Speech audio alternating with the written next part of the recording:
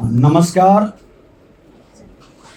आज शक्ति की भक्ति करने वाले हमारे अन्नदाता धरती माता को जिस तरह से प्रकृति के अनुकूलता के हिसाब से वो पूरे माँ भारती के संतानों का भूख से मुक्ति दिलाने में अहम भूमिका निभाए हैं, अब उस अन्नदाता की समस्या के समाधान के लिए बिहार सरकार, बिहार के माननीय मुख्यमंत्री नीतीश कुमार जी और देश के प्रधानमंत्री नरेंद्र मोदी जी के नेतृत्व में एक नए तकनीक को कृषि बुद्धिमत्ता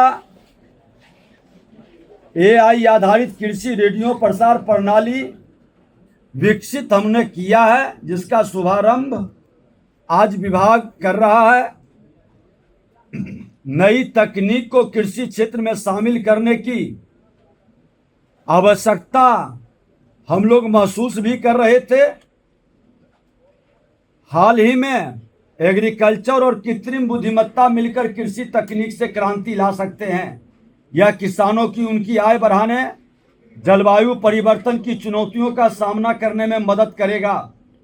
प्रधानमंत्री जी के दूरदर्शी सोच और माननीय मुख्यमंत्री जी के मार्गदर्शन का परिणाम है कि आज के समय में सूचना एवं प्रौद्योगिकी का उपयोग कृषि के क्षेत्र में नए आयाम स्थापित कर रहा है।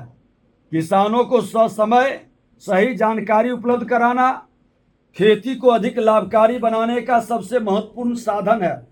इसी कड़ी में कृत्रिम बुद्धिमत्ता आधारित कृषि रेडियो प्रसार प्रणाली का शुभारंभ किसानों के लिए क्रांतिकारी कदम है। किसानों द्वारा त्वरित सूचना पहुंचाने के लिए कृत्रिम बुद्धिमत्ता युक्त बिहार कृषि रेडियो की शुरुआत की गई है। यह एक डिजिटल रेडियो सेवा है जिसे प्ले स्टोर और ऐप स्टोर से आसानी से डाउनलोड किया जा सकता है। यह एप्लीकेशन बिहार के किसानों की ज़रूरत को ध्यान में रखते हुए तैयार किया गया है, जो कृषि संबंधी सलाह और सरकारी योजनाओं की जानकारी को त्वरित और प्रभावशाली तरीके से उपलब्ध कराएगा।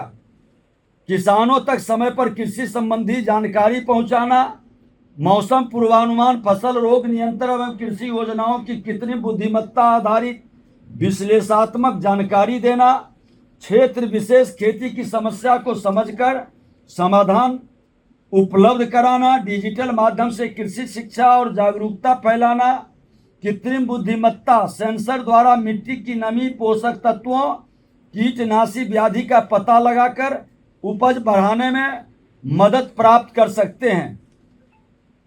कृत्रिम बुद्धिमत्ता विश्लेषण मौसम, मिट्टी, बाजार से जुड़े डाटा का विश्लेषण कर सटीक जानकारी त्वरित गति से प्रसारित करेगा। क्षेत्रीय भाषा में भी हम प्रसारण की व्यवस्था बनाने के लिए अपने सेक्रेटरी के साथ विचार विमर्श किए हैं। किसान आसानी से अपने मैथिली, मगही, अंगिका, बजिका या भोजपुरी में बात को समझ सके, पूछ सके, ये माहौल भी हम लोग खड़ा कर रहे हैं। 24x7 उपलब्धता, किसान कभी भी रेडियो पर कृषि संबंधी जानकारी प्राप्त कर सकते हैं। ये एक क्रांतिकारी परिवर्तन है और किसान की शंका समाधान का एक बेहतर प्रावधान है।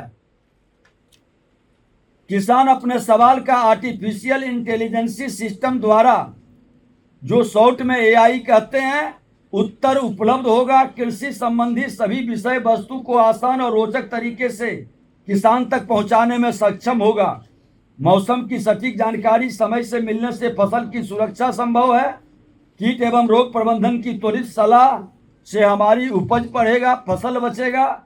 बाजार भाव और मंडी की स्थिति जानकारी, जिससे किसान बेहतर मूल्य प्राप्त कर सकेगा।